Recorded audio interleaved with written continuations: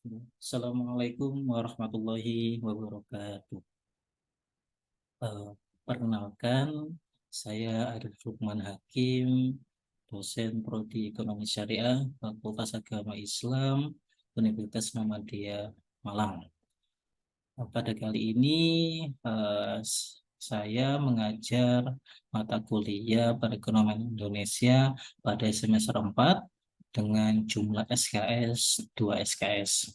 Untuk mata kuliah Perekonomian Indonesia diajarkan dengan metode penjelasan mata kuliah yaitu dengan cara delivery, interaktif, dan asesmen.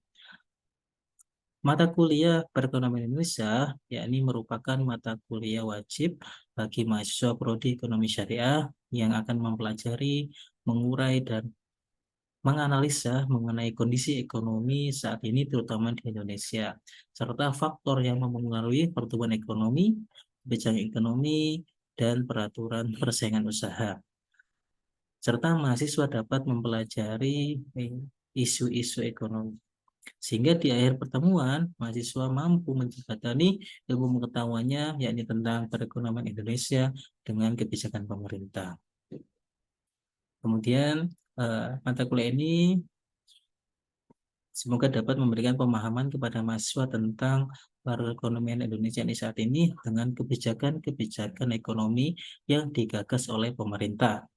Kemudian kemampuan yang diharapkan setelah mahasiswa menempuh mata kuliah ini, yakni mampu menganalisa serta menjelaskan kondisi perekonomian Indonesia saat ini disertai dengan kebijakan ekonomi yang dijalankan oleh pemerintah.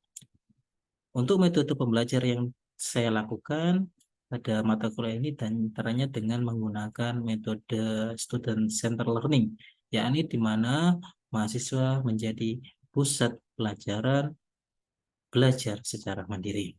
Kemudian pada mata kuliah ini disusun materi-materi sebagai berikut, yakni pertama pandangan Islam dalam perekonomian, kedua perkembangan industrialisasi di Indonesia, ketiga kapitalisme dan industrialisasi di Indonesia, keempat teori birokrasi dalam perekonomian, kelima krisis ekonomi dan pergantian rezim kepemimpinan di Indonesia, keenam pertumbuhan ekonomi, ketujuh perkembangan sektor pertanian di Indonesia, kedelapan peranan Bulog dalam perekonomian Indonesia, kesembilan undang-undang persaingan usaha, kesepuluh reformasi institusi dan pembangunan ekonomi, kesebelas perihal tentang UKM, usaha kecil menengah, UMKM, usaha mikro kecil dan menengah, dan ultra mikro UMI, dan terakhir yakni distribusi pendapatan dan pemerataan pembangunan.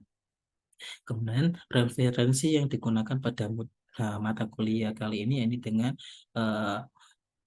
karya Muhammad Syafi'i Hadamio yakni Bank Syariah, kemudian tentang buku tentang tanya jawab ekonomi syariah yakni Hasan Ali dan Nahdlatul Zaman, kemudian buku Tik Kianwi yakni pembangunan kebebasan dan mukjizat karya Orde Baru, kemudian buku analisis ekonomi pertanian di Indonesia karya Besar Arifin.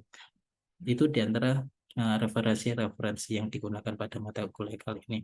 Kemudian strategi pembelajaran yang saya lakukan pada perkuliahan ini dengan melibatkan mahasiswa serta memicu keaktifan mahasiswa untuk berdialog dan memaparkan pendapat masing-masing.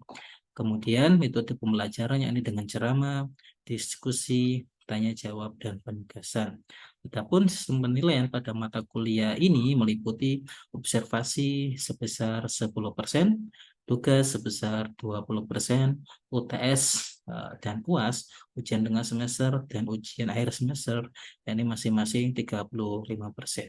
Baik, terima kasih pemaparan atas perkenalan saya pribadi. Kemudian selanjutnya akan eh, tampil yakni cuplikan video pembelajaran saya tentang mata kuliah perekonomian Indonesia.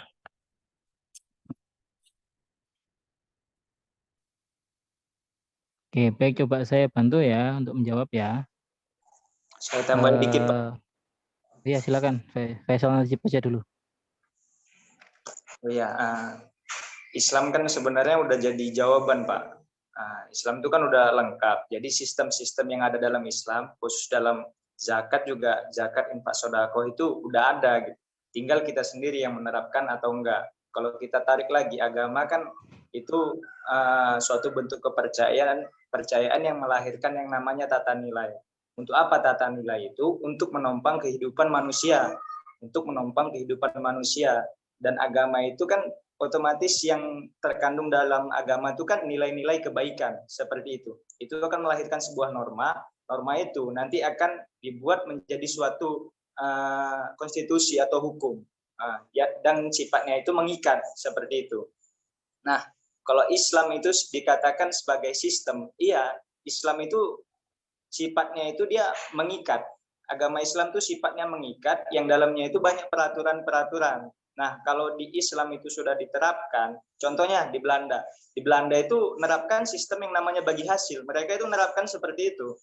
Dan itu lebih efisien, lebih efektif. Coba di Indonesia ini, kalau pertanyaannya kapan, sebenarnya dari dulu sistem dinar dan dirham itu udah diterapkan, itu lebih efektif. Karena nilai mata uang nggak berkembang, seperti itu.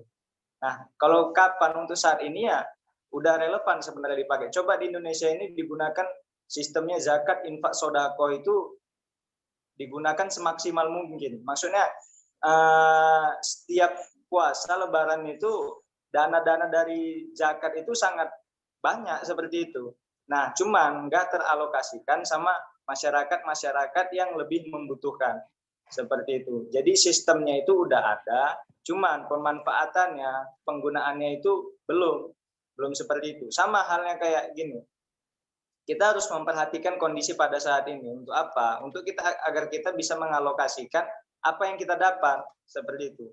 Nah, teman-teman juga kuliah kan nanti otomatis balik apa yang teman-teman dapat di dunia perkuliahan itu bisa diterapkan dalam masyarakat. Nggak hanya sekedar aku sarjana loh, gini-gini kerja di kantor, enggak. Setidaknya bisa menaburkan kebaikan di situ. Islam itu udah efisien, udah lengkap, sebagaimana Islam itu agama yang terakhir turun. Nah, kan Rasulullah bilang kan, innama bu'istu liutamima makarimal akhlak. Sungguhnya aku diturunkan di dunia ini untuk menyempurnakan akhlak. Di Al-Quran pun kalimat adil itu banyak. Selain adil ada apa? Al-wastu. Al-wastu itu berada di tengah-tengah. Ya kan, ada al-mizan, itu keseimbangan. Dalam perdagangan itu diatur. Maksudnya jangan ada jual beli itu khususnya dalam timbangan itu harus seimbang, al-mizan. Baru al-wastu, al-qistu itu kebenaran yang bersifatnya di tengah-tengah. Jadi sistem keadilan ekonomi dan keadilan sosial itu sudah diterapkan dalam hal-hal itu. Nah, seperti itu, Pak.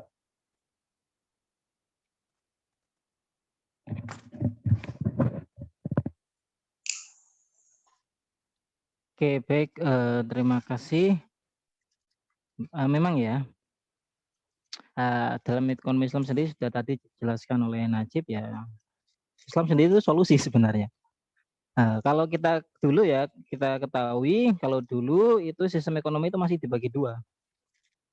Dibagi duanya itu, jadi ada yang kapitalis, kemudian satunya lagi itu sosialis atau yang kita kenal itu komunis.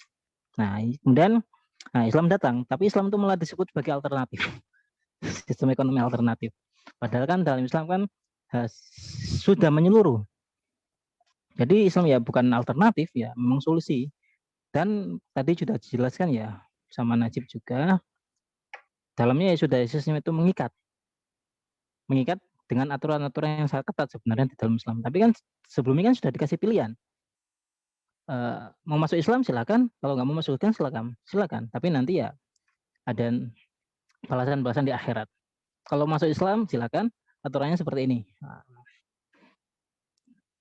Dan aturan ini adalah untuk memudahkan kita sebenarnya. Ya, saya kasih contoh konkret ya. Dulu ketika saya S1, saya diskusi sama dosen saya, kebetulan dosen saya itu praktisi di IDX. Di IDX itu apa ya? Pasar saham lah, pasar saham BEI, Bursa Efek Indonesia. Bursa saham, Pak. Ya, bursa saham, bursa BEI, Bursa Efek Indonesia. Tapi ini yang syariahnya, yang Islamnya. Nah, beliau itu menjelaskan ketika sudah mulai ya diterapkan peraturan-peraturan yang syariah, ada JII, ada IC, Jakarta Islamic Index, ada Indonesian Syariah Index itu ISI. Nah, kemudian beliau itu tanya ke para yang main saham itu, gimana Pak Bu, setelah ada peraturan seperti ini, tanggapannya, ya ini lebih enak, lebih aman. Jadi kita tidak khawatir ada goreng-menggoreng. Nah, ketika itu kan ada goreng-menggoreng. Kalau sekarang kan sudah nggak bisa dengan sistem yang sekarang. Dan orang-orang itu merasa nyaman ketika main saham. Dan tahu siapa yang main saham ini? Ya kebanyakan orang Chinese. Orang Chinese yang non-Muslim. Mereka bilang ya enak. Dengan aturan ini jadi kita kalau investasi itu aman aja. Nggak merasa bahwa saham ini tuh digoreng atau gimana. Itu salah satunya dalam syariah. Apa ada saham syariah. Nah, saya contohkan yang lain. Ketika itu juga sudah lulus, ketika ini posisinya sudah lulus S1, kemudian S2 di Bank Muamalat. Nah, ketika itu Bank Muamalat kan bagus ini kinerjanya. Ngobrol-ngobrol sama satpamnya, ya katanya di sini kebanyakan yang nabung itu yang Chinese. Ditanya kenapa enggak ke bank sana? Enggak tahu, enak aja, nyaman aja di sini. Padahal Chinese non Muslim ya. Ketika masuk ketika mau ke tellernya nyerahin uang ya pakai celana pendek kayak gitulah biasa. Nah, kan sebenarnya kan di sini kan Islam bisa sebagai solusi sebenarnya. Solusi permasalahan yang ada. Tapi kadangkala orangnya sendiri tuh enggak sadar bahwa sebenarnya peraturan yang selama ini sudah ada itu belum dipraktekkan secara umum. Jadi kadangkala maka dinamakan alternatif. Tapi kan bukan alternatif. Contohnya tadi lagi masalah dinar ya, emas ya. Nah, itu sebenarnya hal menarik. Kenapa? Karena sebelumnya ketika zamannya Soekarno itu Mahathir Muhammad itu sudah pernah bilang ke ASEAN, negara ASEAN itu yang mayoritas negara Islam ya, mayoritas Islam itu bilang, gimana kalau kita itu buat mata uang berbasis emas? Ngomongnya ke Indonesia, ke Brunei, kemana lagi itu yang ASEAN itu. Nah, mungkin ketiga negara ini ya yang mayoritas. Gimana kalau kita bikin Singapura ketika itu, ketika belum diambil oleh Lim Seok, siapa namanya itu yang presiden pura-pura jadi Muslim itu. Nah, ketika itu ditawarkan, tapi masih ragu, mayoritas itu masih ragu. Akhirnya ketika itu ya mulai Soekarno turun dan sebagainya. Akhirnya nggak jadi itu. Mahathir Muhammad sudah pernah bilang, ayo kita bikin sistem atau uang internal antar negara ini, multilateral ya kalau namanya ya, karena ada beberapa negara dengan berbasis emas. Tapi ya nggak jadi akhirnya. Padahal itu sudah pernah dicetuskan. Sangat disayangkan ya, kalau misalnya jadi kan bagus itu. Kita kuat. Tapi akhirnya nggak jadi. Kemudian Indonesia terjadi huru-hara, G30 SPKI ketika itu turun, Soekarno digantikan Pak Harto, kemudian masuk IMF, ya sudahlah, selesai. Wacana nggak jadi. Tinggal wacana sampai saat ini bahwa kita akan pakai mata uang berbasis emas. Itu ya yang bisa saya bantu jawab ya, Rifatul Ula, dengan jawabannya Faisal Najib tadi.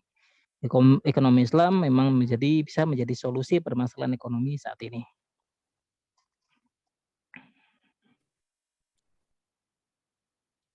Baik Pak, terima kasih. Baik, sama-sama. Saya kira cukup ya tanya jawabnya ya. Saya coba masuk ke sini. Izin ya, saya lowbat ini HP saya. Kalau mungkin nanti saya pakai ganti device.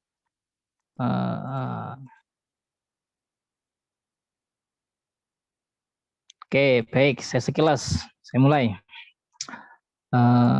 Pandangan Islam dalam perekonomian.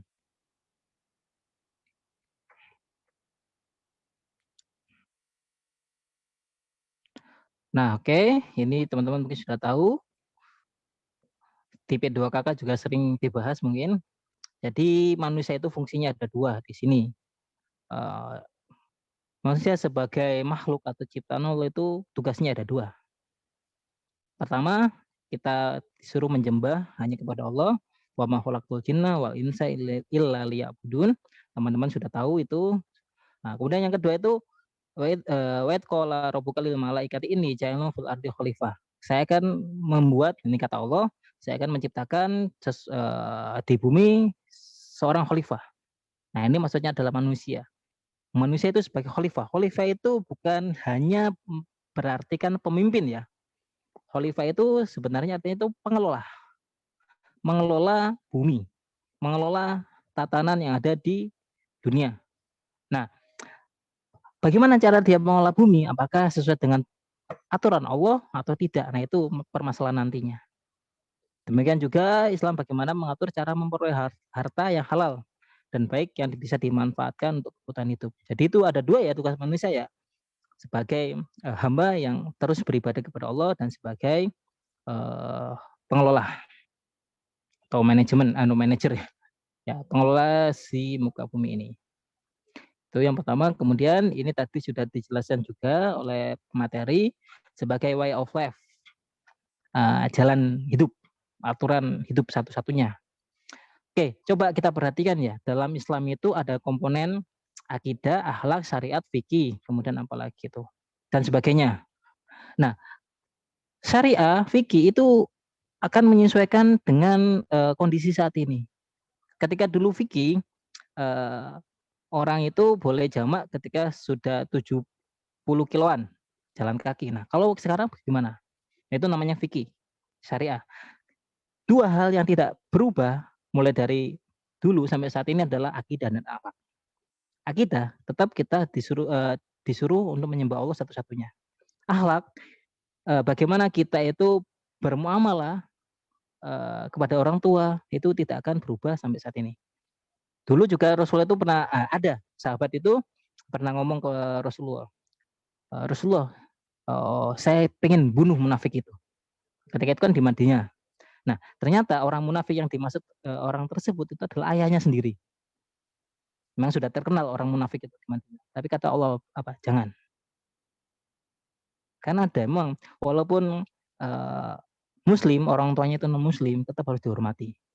Ini berlaku sampai akhir zaman nanti. Akidah dan akhlak, dua unsur ini itu tidak akan berubah. Baik tempat ataupun waktunya. Oke, kita lanjut. Oke, ini pandangan Islam terhadap harta dan ekonomi. Saya singkat aja.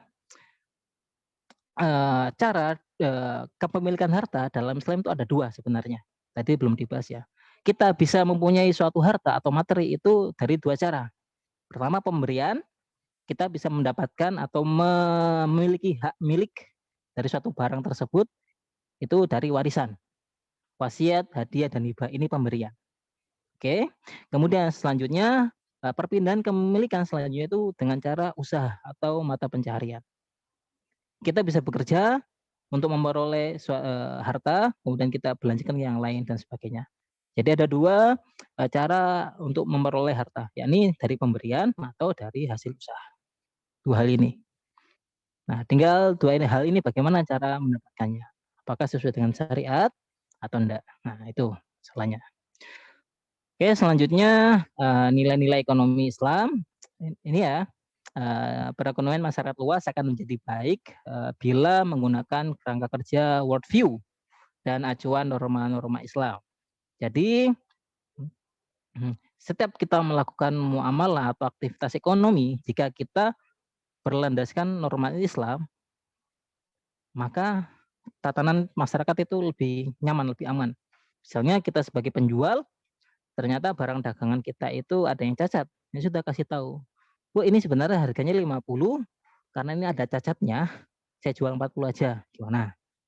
Nah, kadang-kadang kan orang mikir kan, harga normalnya 50, di pasaran 50, ini dapat 40. Ya walaupun misalnya kita itu tidak untung ya, tapi kan seenggaknya kan mungkin bisa balik modal. Akhirnya ada saling kejujuran ya, akhirnya mungkin mau ya, alhamdulillah terjadi. Dan itu biasanya yang dilakukan oleh Rasulullah. Jadi acuan. Nah, ada cerita unik ya, mungkin semoga cukup waktunya. Ada tabiin, ini sudah jauh di masa Rasulullah, itu pernah dititipin harta 100 dinar. Dititipin orangnya mau musafir. Nah, soalnya kenapa kok mau dititipi? Nah, orang yang nitipi ini percaya bahwa yang dititipi ini sudah terkenal kejujurannya. Bahkan tanya ke samping-sampingnya, saya mau pergi nih, kira-kira siapa yang bisa dititipin, yang amanah. Akhirnya ditunjuk si A misalnya. Oke, si A dititipi 100 dinar. Ternyata yang nitipi tadi, si B tadi yang titip itu nggak datang-datang. Setahun nggak ada kabar, sampai setahun itu. Akhirnya sama si A tadi, uang 100 dinar tadi itu dipakai untuk apa? Untuk modal usaha. Udah lama ya kita kisaran aja lah, 5 tahunan lah. Nah, 5 tahunan ini usaha si A ini sudah banyak, sudah berkembang. Nah, akhirnya si B itu datang. Padahal nggak ada kabar dulu ya, nggak ada kontekan, nggak ada email, nggak. Cuma tanya, mana saya mau ngambil harta saya ini. Ketika itu yang akan kaget, ya kaget tapi nggak kaget. Oh, udah, ini harta kamu semuanya. Maksudnya barang dagangan tadi saya itu harta kamu semua. Loh, saya kan titip cuma 100 dinar. Iya, saya memakai harta kamu tanpa seizin kamu. Ini semua harta kamu. Nah, jadi apa? Jadi si A tadi itu sudah, ini semua harta kamu. Karena ini adalah awal dari harta kamu yang 100 dinar tadi. Sekarang kamu datang mengambil ini semua milik kamu. Nah, kira-kira ada nggak yang berani kayak gitu? Misalnya 100 dinar diolah jadi 10.000 dinar. Tiba-tiba datang yang punya dikasih semuanya. Kalau sekarang mau alam ya. Ya, itu cerita para tabiut tabiin. Kemudian keadilan sosial dan ekonomi, keadilan distribusi dan pendapatan, kebebasan individu dan konteks kesejahteraan sosial. Nah, dalam Islam itu tidak mengarah ke kapitalis, tidak juga mengarah ke sosialis atau komunis. Dalam Islam itu seseorang itu dibebaskan kalau mau menjadi kaya. Saya mau usaha sampai kaya atau jadi graduate ya, silakan. Tapi ingat ada satu, teman-teman wajib zakat. Ada zakat di sini harus ditunaikan. Tidak zakat aja, ada infak, sodako dan sebagainya. Itu tetap harus wajib dijalankan. Teman-teman mau kaya raya tidak masalah dalam Islam. Nah, ini yang dilakukan oleh Abdurrahman bin Auf. Ini ceritanya menarik, tapi tidak saya bahas karena agak panjang. Intinya Abdurrahman bin Auf ini saudagar kaya, tidak lupa orang-orang yang sekitar itu disedekahi, disantuni, sehingga orang-orang di sekitar itu lebih suka untuk bermuamalah atau berbelanja ke produknya atau ke usahanya Abdurrahman bin Auf tadi. Jadi muter terus. Itu konteksnya. Kemudian konteks kesejahteraan sosial dalam Islam. Nah, dalam Islam itu sebenarnya sudah ada sistem kesejahteraan ya. Jadi nggak perlu adanya bansos atau BPJS ya kalau sekarang itu. Nah, teman-teman kalau dalam Islam jangan takut jadi miskin. Karena miskin dalam Islam itu sudah ditanggung oleh negara. Bahkan bukan negara juga sih, sudah ditanggung oleh agama. Kenapa? Orang miskin di sini punya hak untuk mendapatkan zakat. Jika belum mendapatkan zakat bisa langsung minta ke pemerintah. Ketika itu, ketika zaman dulu ya sering kayak gitu. Zamannya sahabat itu orang-orang miskin itu ada yang meminta haknya ya dikasih, tapi seringkali ada yang nggak minta. Kenapa? Karena dia tuh merasa tidak pantas untuk meminta-minta. Ini uniknya ini. Terjadi di zamannya Umar bin Abdul Aziz. Mungkin teman-teman sering mendengar bahwa Umar bin Abdul Aziz ketika itu adalah khalifah yang membuat negaranya makmur. Sehingga zakat itu sampai diekspor ke luar daerah. Nah, kenapa kok sampai diekspor? Karena masyarakatnya itu sudah kaya. Nah, dalam beberapa konteks disebutkan bahwa kaya ini ada dua pengertian. Yang pertama adalah pengertian memang masyarakatnya sudah kaya. Yang kedua itu masyarakatnya merasa kaya. Jadi misalnya ada yang ketika dikasih itu nggak mau. Karena apa? Karena saya sudah merasa cukup dengan apa yang saya miliki. Jadi nggak mau menerima zakat. Kalau sekarang gimana? Nggak kaya, nggak miskin, ketika dikasih zakat ya mau aja. Kalau konteks sosial dulu ya nggak mau. Karena dia walaupun miskin ya, ini bukan hak saya sudah cukup dengan yang saya punya. Silakan dikasihkan ke orang lain. Sampai segitunya sehingga zakat itu ya masih sisa. Terus sisanya dikemanain ya udah diekspor ke luar daerah. Itu ya ada namanya distribusi pendapatan dan keadilan sosial dan ekonomi. Sampai sini ada pertanyaan tentang bahasan kita?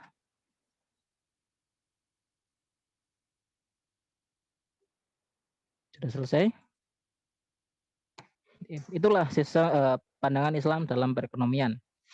Jadi dalam Islam ya ada namanya kesejahteraan sosial, tetap dijamin dalam Islam, dan Islam itu juga ada hak orang mau kaya silakan, tapi jangan lupa ada kewajiban di sana. Kemudian jika mau berusaha atau dagang itu dalam Islam itu ada perlindungan. Misalnya perlindungan itu dalam pasar itu nggak boleh adanya tipu menipu. Ketika zamannya Umar, barang siapa yang mau berdagang di pasarnya itu harus paham fikih. Sampai ketika itu di samping pasar itu ada majelis atau kajian-kajian tentang fikih. Sampai segitunya ya. Nah, kalau mau dagang di pasar ya harus paham fikih dulu. Kalau sekarang mau diterapkan di pasar sini aja gimana? Ya nggak ada yang jualan nantinya. Nah, sampai segitunya ya. Nah, itulah dalam Islam, perekonomian dalam Islam. Jadi sebagai sarana, bukan tujuan. Ekonomi, harta itu sebagai sarana, bukan tujuan utama. Seperti yang kita bahas di sini tadi. Nah, sebagai ujian keimanan, bekal ibadah, perhiasan, dan amal.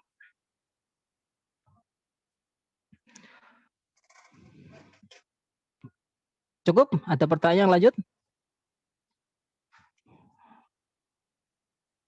Oke. Sepertinya tidak ada ya. Saya kira paham semuanya. Jika ada pertanyaan langsung tanyakan ya. Tidak usah merasa malu.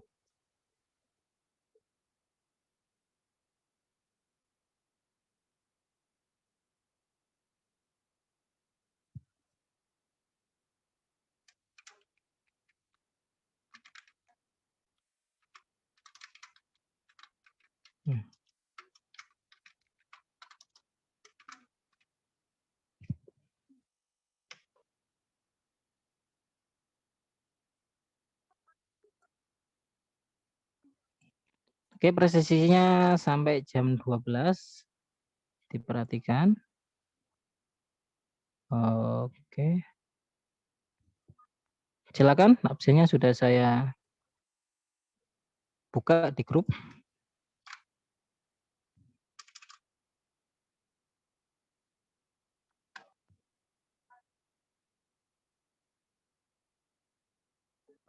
Oke, Adila Isa sudah.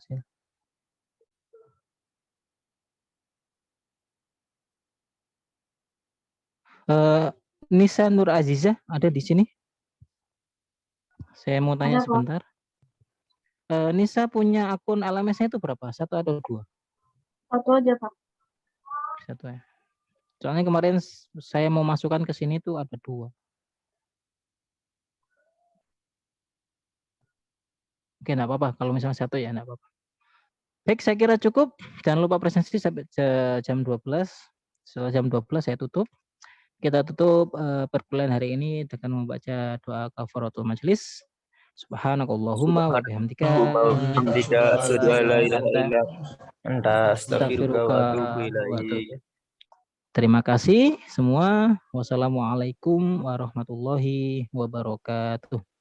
Waalaikumsalam warahmatullahi wabarakatuh. Waalaikumsalam Terima kasih, Pak.